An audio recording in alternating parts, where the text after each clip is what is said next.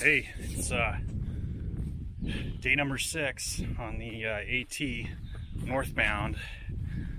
Dan and Katie, we man, last night after my last little piece of film, right afterwards a gully washer came raging over the ridge, and we were lucky enough to get our rain jackets on.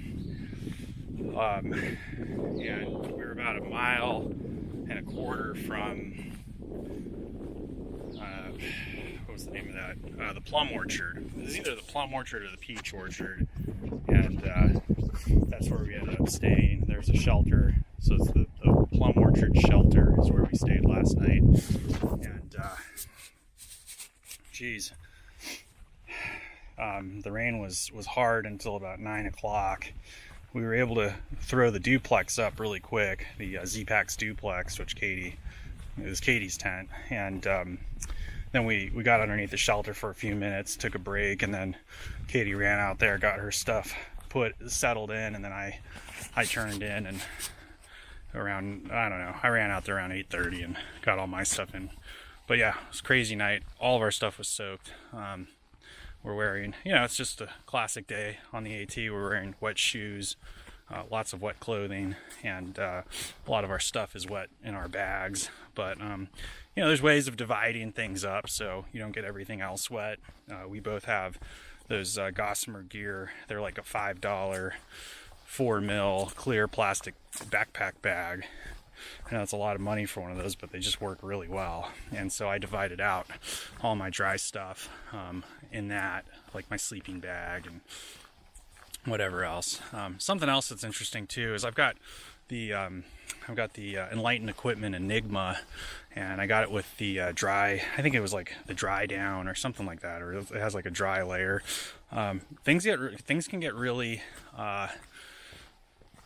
There could be a lot of condensation in a tent, especially a single wall tent like what we have, which are pretty common among the ultralight tents. And so if you're going ultralight and you have a single wall tent, you might consider adding the couple extra bucks for that dry down technology. Not like it works great, but it still is better than having your down get soaked and then all of a sudden waking up at 3 a.m. in a soaked situation. So that's what we're doing now. Right now we're about 1 mile outside of the Plum Orchard and heading downhill, and we'll be traveling today for 12 miles. We got off a little bit late this morning, right around 10 o'clock, so we're gonna have a long day, and we wanted to stop and air our stuff out, but I don't know if that's going to happen.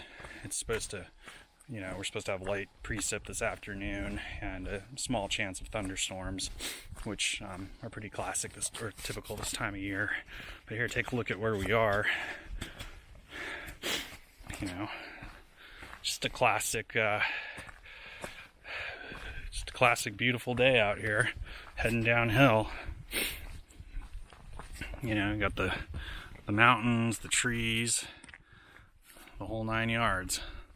So anyway, we'll check back in just a little bit later.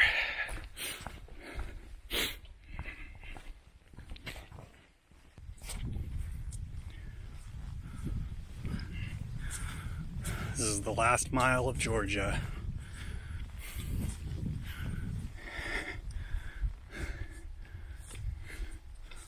And it is beautiful.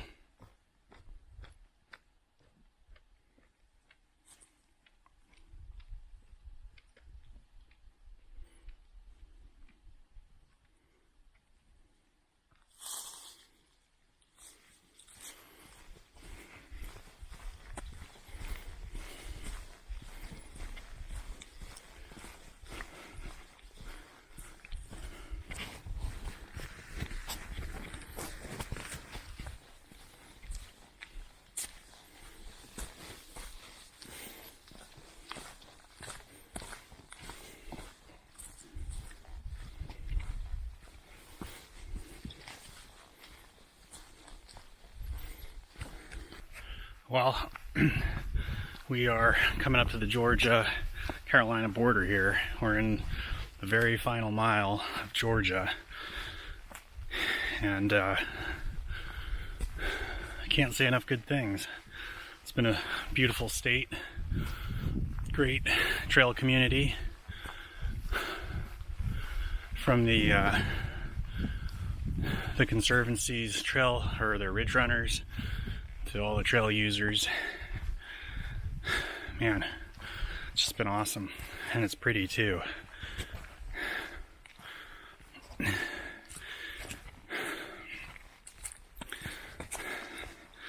Yep. See you later. We'll get a picture of the line.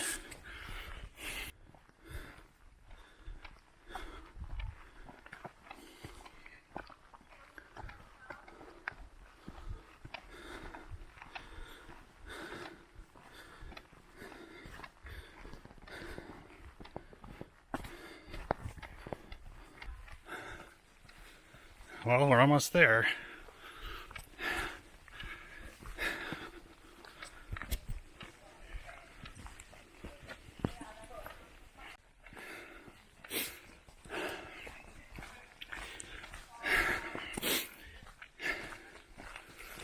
We got a welcoming committee at the border.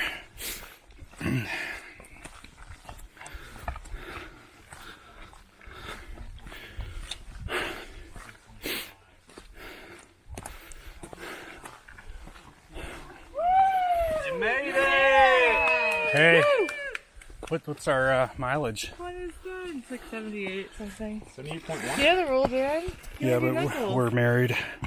There it is. Sweet. Feels good to be in Georgia. That's for sure. I think it's a not Tahala. Natahala? Whatever. Oh, that's cool.